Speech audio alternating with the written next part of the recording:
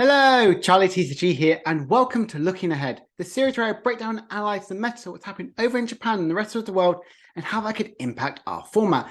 Today's big discussion is Gardevior the most powerful deck in the Scarlet and Violet format. It absolutely dominated the Pokemon Championships in Taiwan this past weekend, as well as the City League results, which it did very, very well in it. So if you're new to the channel, I talk about this every single week. Sorry I didn't miss yesterday as I was traveling back home. So right now let's jump into the City League results and talk about the meta share. So as you can see here in the top 8 percentage, Gardevoir is at a 12.3%, pretty sort of low from what we've seen with Gardevoir in the past, with Giratina Lost Box being one of the most powerful archetypes. There's definitely been a big of a difference in sort of meta percentage right now happening in Japan and the City Leagues. We're seeing a huge increase in the Giratina style decks, especially with the Arceus variant, but this week it's definitely fallen a little bit down by the wayside. Lost Box was pretty powerful, but also nearly being 12% of the meta. Definitely not seen amazing results from Lost Box in the last few sort of weeks, but definitely put it in that showcasing by having loads of top 8 positions at least. Other sort of decks were definitely a bit surprising here is Rapid Strike Box going in there but nearly 3%. This deck is definitely kind of going back and forth through the format, and I'd like to see it's always constantly evolving with it. Similar thing, a deck which is always evolving is Goodra being 3.3%. The amount of healing and wall factors that Goodra really has is something which is very powerful. Although a deck which has definitely surprised me by kind of falling a little bit more down is Xian Pao. This is definitely, I would say, the Miraidon of the set. It's definitely really powerful, getting some good results in a way, but definitely its meta percentage is falling a little bit down as the weeks go on. Whereas Miraidon is kind of doing the opposite, but it's kind of increasing little bit by little bit. Yes, it is only 4%, but the sure power of people are kind of going away from Regieleki and kind of focusing more on the Magnezone and Fluffing engine. We're kind of seeing Miraidon kind of have a new second piece of life. Lugia is just below 10%, which is about what we've kind of seen for Lugia, kind of always been about since the release of Jet Energy and Therapy, since the new sort of format, it's been between the 15 to 8 and 9%. So this is a really interesting look at the top 8. Definitely quite a few moving around here and there from the format, but we're still seeing that Lost Zone, Giratina and Gardevoir are the ones on top. So what exactly were the top 6 decks of the format of the week? Well, we've seen a big increase. We saw Giratina and Lost Box go into number 1. Mew shot up a few places by being second place. Gardevoir went down a bit to go to 3rd. Same thing with Arceus Giratina going in 4th. We have Lugia Weirded, the colorless version of Lugia, is back in the game again. And Miraidon somehow snuck in at the 6th most placed deck in the format of the week. So we are seeing a bit of a more of a trend. Why are we seeing a more increase of Japan playing Lost Zone and Giratina? Well, we're not seeing that in the rest of the world. Well, people really love that Giratina version, especially over there in Japan. It has the amazing Star Requiem star power to get a big one-hit kill on anything, as well as a huge amount doing 280 damage is nothing really to be shy on, as well as having multiple different single prize attackers like Sableye and Rainic Greninja, which is really good sniper capability. Mew is definitely kind of having a new lease of life by kind of going up in the City League results. Definitely something which we should take to granted because it's really powerful. It doesn't gain so many sort of options, but because it has Iona and still can have the path threat, that's why Mew is always going to potentially do well and always get those big one-hit kills. Drapion, I've really noticed a lot less in some decks right now. It's kind of always seen a lot more popular in like the Lugia decks and potentially even like Miraidon. So it hasn't got that threat of Drapion, which it's always had in the format. Gardevoir definitely took a little bit of a dip, even though I think it's most powerful, but it still was very placed down. Look at his top 4 and top 8 results. It's really strong, but kind of focusing on Japan, playing a lot more of his Zacian build and not really focusing on this Driftbloom Champions Festival, which is always getting the hype we're kind of going up for Gardevoir. It's a reason why, because Champions Festival is about $1,000 card over there, whereas over here you could potentially get it for maybe $50 to potentially $250, a lot cheaper over here than it is in Japan. That's why a lot of people aren't playing that version over there because they really just can't get hold of it. Having that Arceus Giratina really fall down by the wayside is a bit of a surprise, whereas last week, granted, we had a lot more results compared to this week, but we're seeing a lot less sort of evolving. We're still seeing the classic Arceus Giratina with Bibarel and not seeing the fun experimental version with the Vulpix or Umbreon or potentially even Flying Pikachu. Lugia, I'm very happy to see it's back. It's weird to say I'm happy to see Lugia back again. It's not as dominant as it once was, not getting the big placements, which we're used to seeing Lugia kind of go with it. And definitely this is the most popular version compared to the single strike, which always kind of was the main sort of play now. Having the weirder, having therapy energy on Snorlax, you can get those big one-hit KOs and have more single price attacking options with Lugia, and the comeback mechanics with reversal energy, and of course, the Lux Ray to help in the mirror match. Miraidon, though, was definitely a big surprise in the number 6 sort of spot. Even though I put it in as number 6, it only had 3 wins and no lost box, even though lost box had a lot more higher percentage-wise. Miraidon had more wins than lost box, which was definitely a big surprise in this whole sort of meta game. I like to see always some evolving meta as it always goes along, and Miraidon being back in there, it has one of the strongest abilities in the game right now, and a really good attack, as well as having an amazing setup options. So I really like these sort of option-wise of this deck going forward. So these are basically this week's top 6 decks of the format. We've seen a lot more of a meta change than we've seen in the past before, by having 2 decks which are now back in sort of the game. So I want to showcase a few of the sort of deck lists, which I think definitely a little bit ones we need to keep an eye on it before moving on to the results from Taiwan.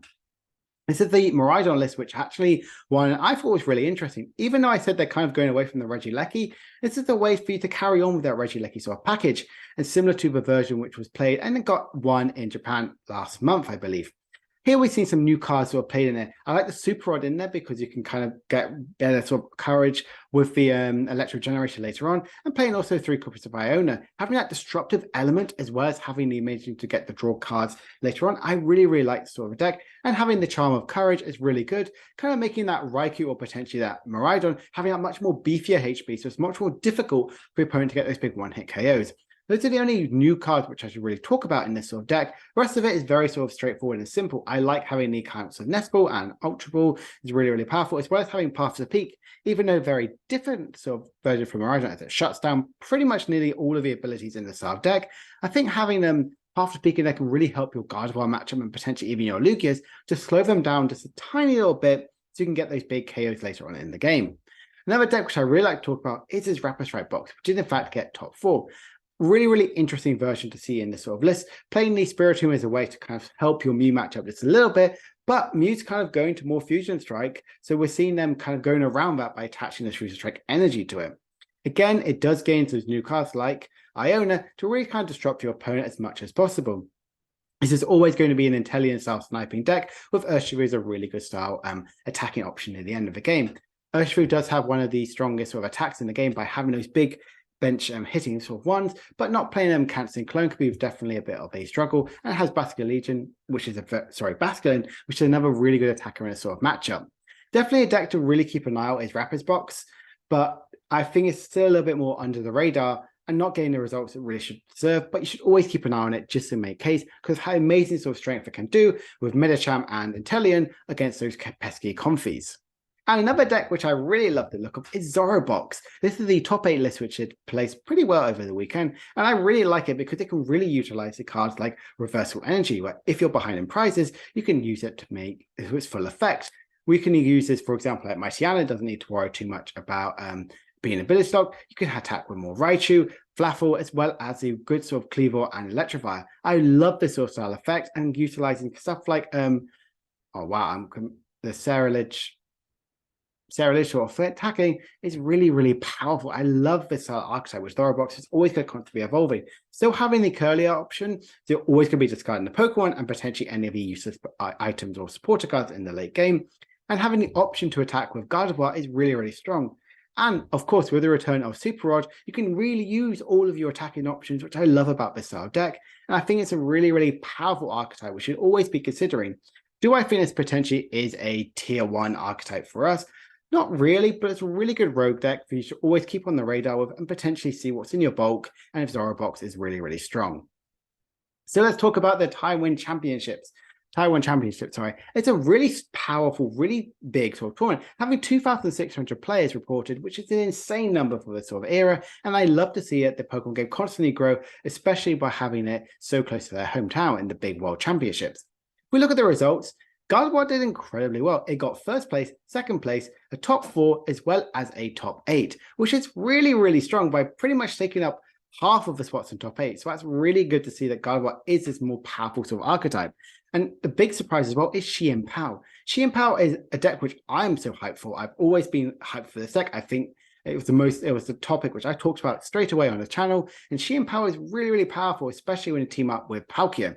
The amazing sort of Sheer Power, kind of remembering us so much about sort of like Archosaurus or Blastoise in Keldeo. I really, really love this style of list. As well as having Lost Box, having 2 of those in the top 8 sort of deck, I kind of think is pretty good to see, even though Lost Box has kind of fallen away a little bit. It's good to see it's kind of coming back, and they're definitely focusing more on this build than the Giratina build, which definitely was the most played sort of deck in the format.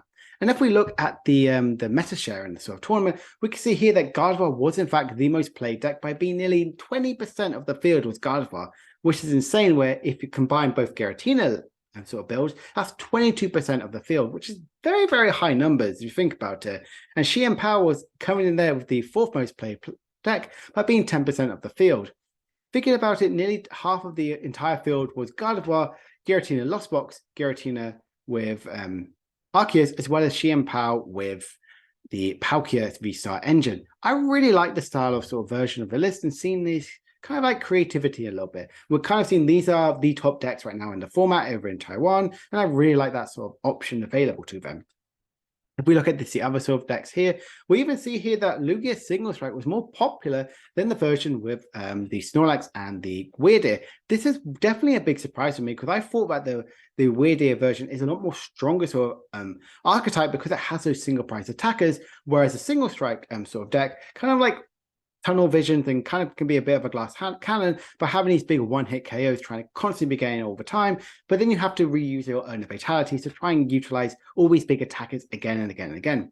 Miraidon kind of like sneaking in there was definitely big of a surprise, being about 4% of the meta, but it's good to see that people are still playing Miraidon. It's not just one of those decks which people are just kind of like putting by the wayside. I like to see Miraidon is still doing well. And Mew VMAX being 5% of the field is also pretty sort of decent. Even though I said Lost Box did in fact get 2 top 8 placements, it was only 8% of the entire meta. Definitely a bit of a downside, because Lost Box right now is probably the strongest archetype for us in the format, alongside with Gardevoir. Having a big of a decrease being only in the top 5 sort of decks, it's definitely a bit of a step down. I think this is incredibly helpful just to kind of understand what the sort of the look of the field in this sort of meta. And I want to see about how powerful Gardevoir really is. And this just shows the pure strengths that people are tending towards it. If you are definitely testing towards NAIC or just want to know more about the format, this is a really good insight. And hopefully we're going to get a few more of these big championships over the next few weekends. And we can really dive deep into this sort of a meta breakdown to see exactly how we can evolve sort of our strategy going forward. So let's have a look at the winning sort of list that's kind of been going around in the meta. And this, of course, is a straightforward Gardevoir list. Really, really powerful by carrying on still with the Zacian, as well as having a couple more of a reversal energies. So I believe they are playing 2 copies of reversal energies, as well as having that big Luxray, which I love that card. It's one of my favorite new cards coming out in the format, where if you're behind in prizes, you can put it down on the bench, as well as then attacking for 180 damage. Really good single price attacker, and immediately tips your Lugia into a much more favorable sort of matchup. I also just want to mention, can we just see how cool the championship sort of like plaque really is? You get a really cool card. It was the amazing artwork with the start of the evolution and Corajon and Miraidon and Pikachu, of course. I love this sort of thing, and I love the sort of the artwork and detail that goes over in the rest of the world. The rest of the sort of format is really sort of interesting. It does only play 3 copies of Curlier, but it does play 3 copies of Rare Candy. I think this is one of the biggest sort of surprise here is the limited amount of Curliers. They're all probably looking at here thinking, I'm only going to play a certain amount of Curliers. I don't need to really kind of go hard and play multiple ones of these, because I can constantly reuse them with my 2 copies of Super Rod. Another sort of card as well, it does play 2 copies of Super Rod, 4 copies of Battle VIP parts, as well as 4 copies of Level as your searchable cards, as well as it looks like it does play 2 copies of, I believe that is Fog Crystal, as well as having about 3 copies of Ultra Ball with 1 copy of Power Pad. Definitely not the best image sort of way, but I want to talk about as much as possible. By also having, it looks like it has 2 copies of Collapse Stadium, so that's a really good really disrupt your opponent. It was having really good attackers. This list does in fact play 2 copies of Cresselia. Cresselia is one of those really powerful cards, that single price attacker into these sort of decks, which I love in the format. Now, I do think having the Mew is really, really good, because you want to have that sort of capability to get any of the item cards you might need. As well as if we look at the supporter count, this is definitely a high count of Iona, and as well as 2 copies of Boss, 2 copies of Research, and 1 copy of Worker. I really like the sort of winning list. Definitely some more changes of what I probably wouldn't play with. Definitely I might have gone with having the 4-4-4 line of the Gardeviors, as well as potentially having the sort of a more of a disruptive sort of cards as well. But I really think it's a really good in showcasing how powerful Gardevoir is. I like to see the versatility of it. And if we just look at the second place list, it's the Mewtwo v Union one, which I will in fact cover a lot more in more detail in tomorrow's video. And I really love this sort of strategy it has to it. Having the other sort of attackers like the Gallade, as well as the Luxray, and other sort of Gallade as well, is really, really good, as well as having the more of a split between the Grouts and Curlier. So you can kind of go the slower sort of route, because you want to utilize your 4 copies of Reversal Energies and those high counts of Iona to really disrupt your opponent, and you want to go in the back foot and then immediately use the combat cards like I talked about on Friday, like likes of Luxray as well as Reversal Energy, to really throw your opponent on this sort of deep end. I love this art list of Gardevoir and Mewtwo. I think this definitely potentially we could see an increase in play as the format develops. This is definitely a list which I'm going to keep an eye out for, especially for NAIC. If you want to really think about those big sort of idea of a list, this is a really good sort of strategy what Gardevoir has to offer. And the final Gardevoir list I want to talk about is this top 4 sort of one. A bit similar to one we saw before, but it does play the 4-4-4 line of Gardevoir, as well as only 1 copy of Reversal Energy, and does play a little bit of less of certain options. Do believe that is 4 copies of Lovable still, as I believe Lovable is definitely one of the strongest sort of archetypes in this sort of matchup, as I believe that could potentially be some super rods as well. Still going with the 4 copies of Iona, but having the split of stadium for having 1 Temple of Sinnoh, as well as 1 Collapse Stadium. I do like the split between Collapse and Sinnoh. This is definitely the more of a common trend we're seeing over there as well as Japan. Because of Champions Festival being super expensive, having Temple of Sinnoh is really good to disrupt the other reversal style decks, as well as the other Lugia options available to them. I think this again, showcasing the raw strength of what Gardevoir has to offer, but this time only playing 1 copy of Cresselia instead of the other one, which would play 2. But I think it's a really good sort of starting point. If you just look at these 3 Gardevoir sort of lists, all of them are vastly different, but all of them have execute very similarly in their way, and a really good sort of understanding about how you can really play and plan your Gardevoirs for the future. And finally, I want to talk to you about Xian Pao. I think this is one of the strongest sort of Xian Paos we've seen in quite a while sort of time. And we're seeing again, they're going with the Palkia options, which I talked about last month. I think Palkia is a really good inclusion for Xian Pao, ability to kind of use that as your V-Star attack, as well as the ability to kind of accelerate those free energies in late sort of game. Having the only 3-2 line of Baxcalibur is probably a little bit risque, but because you are playing the high counts of Irida, you can easily get these cards set up. You're never going to need more than 2 of these out in play as the turn goes by.